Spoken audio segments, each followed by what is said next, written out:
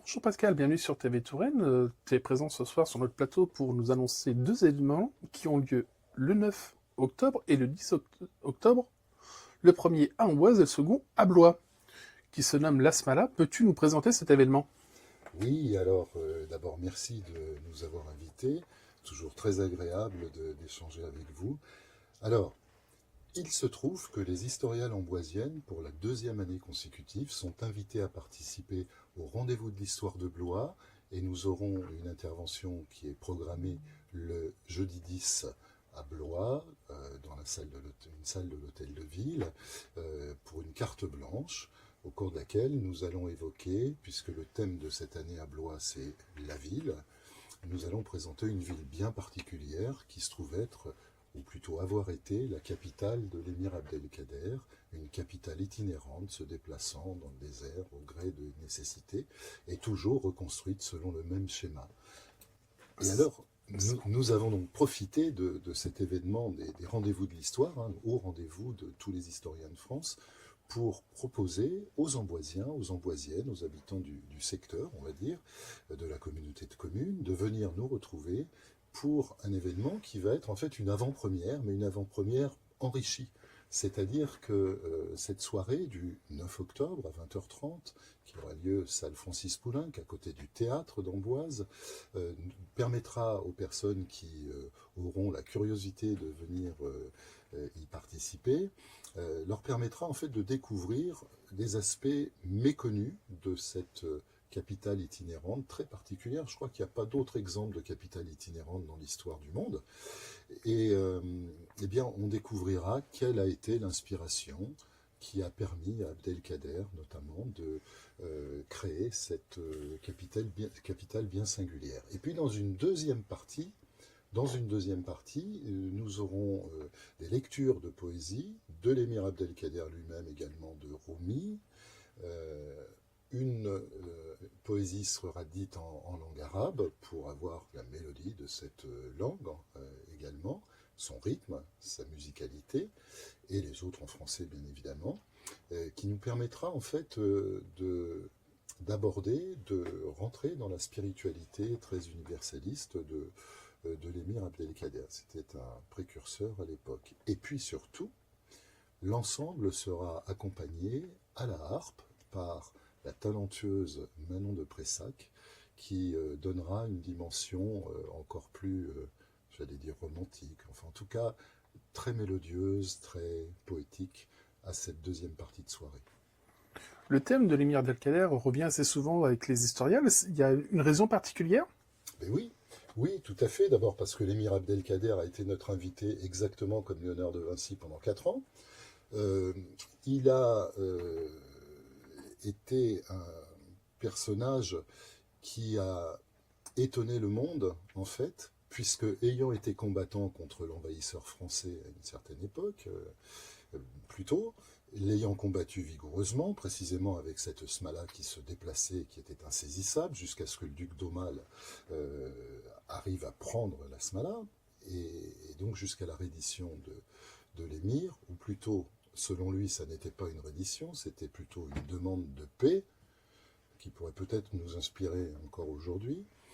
Après avoir été trahi, emprisonné en France, finalement il est devenu un des meilleurs amis de l'Occident, puisque rentré en Syrie, à Damas, après avoir été libéré par Napoléon III, il a contribué à sauver un très très grand nombre de chrétiens d'Orient qui s'apprêtaient à être massacrés par les Druzes déjà.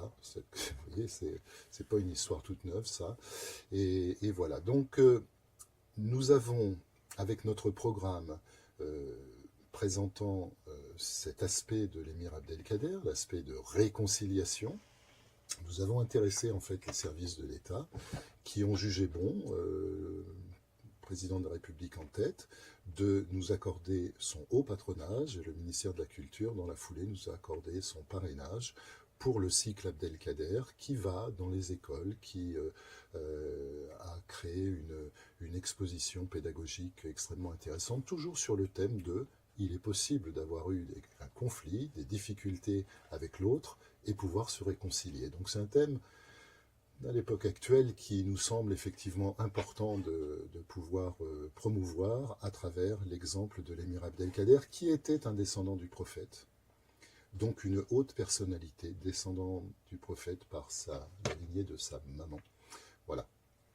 Nous avons beaucoup de leçons à tirer de l'histoire passée, entre autres avec l'émir qui a gardé des liens très forts avec la ville d'Amboise. On a encore quelques traces à l'église Saint-Denis, entre autres pour ce magnifique lustre Oui. qu'il a offert à son ami prêtre de la paroisse Ouais. de l'époque. Ouais. Et y a-t-il d'autres actions, événements qui sont prévus autour de l'émir? Oh bah ça va continuer, oui bien sûr. Alors on ne va pas faire que ça, mais bien sûr qu'on va continuer parce que c'est assez riche. Justement, tu parlais à l'instant du lustre que l'émir a souhaité offrir au moment de son départ à la paroisse d'Amboise, parce qu'il avait eu précédemment d'excellents rapports, d'excellents échanges avec l'abbé Rabian. Donc le fameux dialogue interreligieux était très important pour lui et pour l'abbé Rabian également. Donc c'est intéressant de savoir qu'on peut avoir en apparence quelques différences, mais finalement penser que, je ne vais pas prêcher, mais que finalement Dieu, on va l'appeler comme ça, est un, qu'il soit celui des juifs, celui des musulmans, celui des chrétiens, on parle de la même chose, et alors pourquoi s'étriper? Ça c'est le message de l'émir, c'est pas le mien, c'est celui de l'émir. Vous l'avez bien compris. Donc effectivement, je peux vous annoncer déjà que très probablement l'an prochain, il y aura quelque chose qui devrait se passer sous le lustre de l'émir, mais ça c'est un petit teasing, ça viendra en son temps. Merci Pascal, à très bientôt sur notre plateau. N'oubliez pas, cher ami viewer, le 9 octobre à Amboise, salle Francis Poulenc, un magnifique événement autour de l'Asmala. Oui, et surtout, sachez que la conférencière est une femme extraordinaire qui s'appelle Karima Berger. C'est une essayiste, romancière, elle est féministe en islam, elle est extrêmement érudite sur la question de l'émir Abdelkader. Un livre va d'ailleurs sortir en début d'année prochaine. Nous aurons également un événement à Amboise à l'occasion de la sortie de son livre. Elle reviendra et elle est absolument passionnante. Elle a une connaissance extrêmement fine de l'émir et de sa spiritualité soufie. Donc ça, c'est vraiment quelque chose qu'il vous faut découvrir.